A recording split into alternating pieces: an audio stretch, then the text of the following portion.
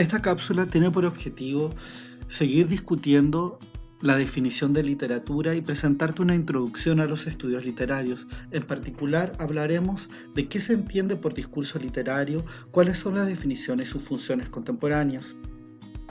Es importante destacar que la definición actual de literatura proviene del Círculo Lingüístico de Praga, específicamente de los aportes del formalismo ruso.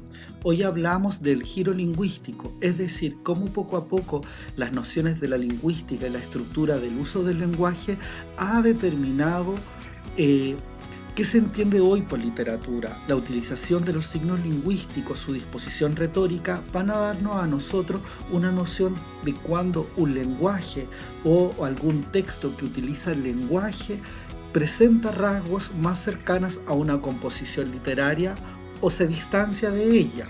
Recuerden ustedes que todos los textos escritos utilizan las palabras para poder expresar una idea. Sin embargo, hay textos que utilizan la palabra más cercanos al mundo de la literatura que otros. Y de aquí que sea clave los aportes que los formalistas rusos hicieron para poder hacer estas diferencias. El formalismo ruso es una corriente teórica que nace en Moscú posterior a la Primera Guerra Mundial, cuando una serie de jóvenes lingüistas, entre los que destacan Roman Jakobson, comenzaron a repensar el sentido de lo que era lo literario, en oposición a las dominantes perspectivas extrínsecas, filosóficas, psicoanalísticas e históricas. Durante mucho tiempo la literatura se evaluó a partir de estos elementos extrínsecos, si había sido considerada en una época una obra literaria o no, pero no había abordado justamente el problema de su composición retórica, que es el objetivo que es el acento en que van a estar preocupados los formalistas. Ante estas perspectivas postularon un análisis inmanente, objetivo y de carácter científico de una obra literaria, levantando desde la lingüística una nueva definición de lo literario. Para Roman Jakobson, sus postulados parten desde el lenguaje, al que entienden como una recuperación estética de la naturaleza, que se expresa como una metáfora de sentido poético.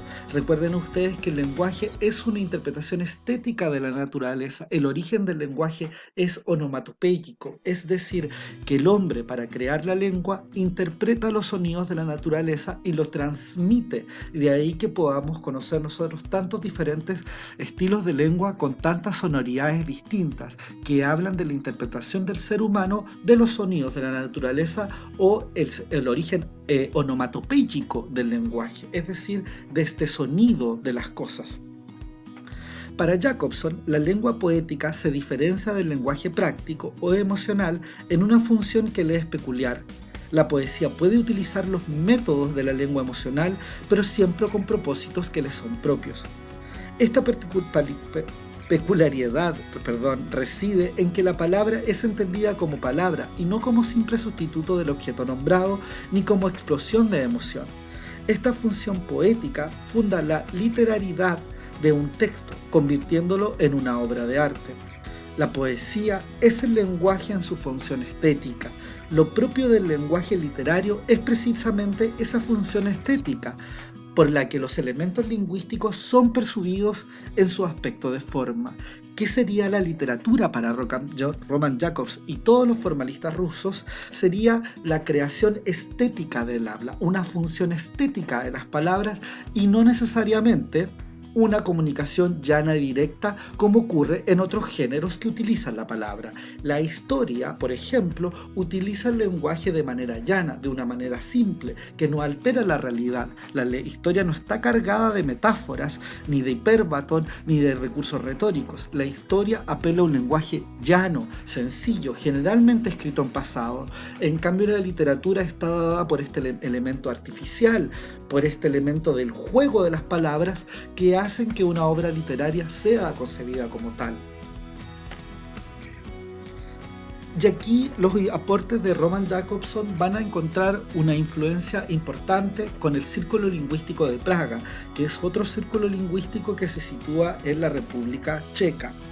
El formalismo ruso sufrió importantes modificaciones, especialmente desde que Roman Jakobson abandonó Moscú en 1920 y viajó a Checoslovaquia, donde participó en el Círculo Lingüístico de Praga de 1926. En Praga, los estudios lingüísticos tomaron un nuevo impulso, a su vez que adopta las categorías semióticas sostenidas por el lingüista suizo Ferdinand de Saussure, quien postula en su Surco de Lingüística General de 1916. La lengua es un sistema de signos que expresan ideas, y por eso es comparable a la escritura, al alfabeto de los sordomudos, a los ritos simbólicos, a las formas de cortesía, a las señas militares, etc.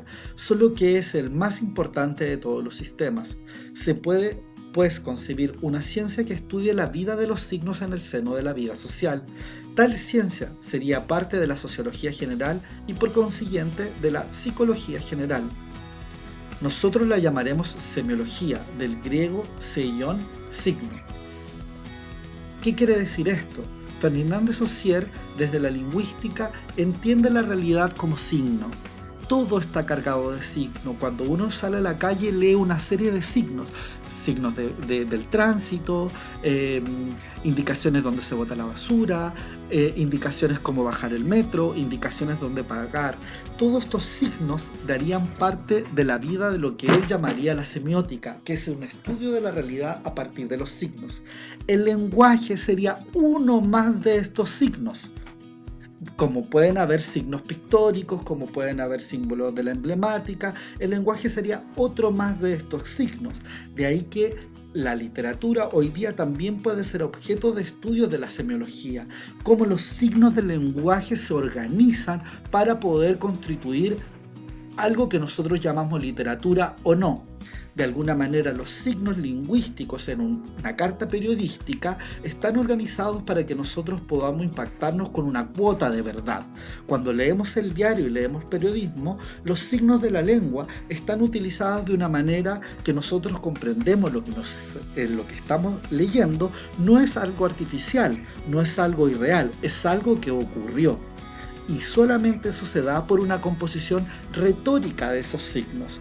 Ahora, en la literatura, la organización retórica de los signos tiene otro objetivo, que es la construcción de esta verosimilitud, de este elemento retórico, de este artificio del que nos habla Aristóteles, de esta imitación de la realidad, de las posibilidades y de que ahí, para poder entender cómo un texto literario se organiza retóricamente para dar este efecto de una realidad alternativa, nosotros estudiamos su composición lingüística.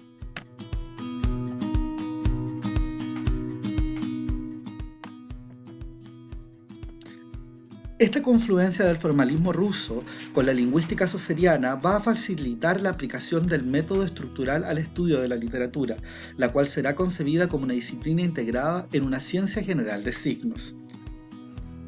Así, para Makarowski, la poética o la teoría literaria es una rama de la semiótica, dado el carácter de signo que tiene la obra de arte.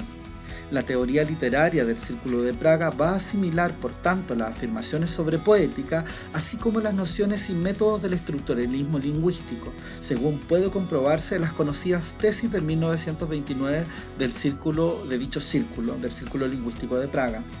En este sentido, y en concordancia con el concepto saussuriano de sistema, se define la obra poética como una estructura funcional en la que los diferentes elementos pueden estar comprendidos fuera de su relación con el conjunto.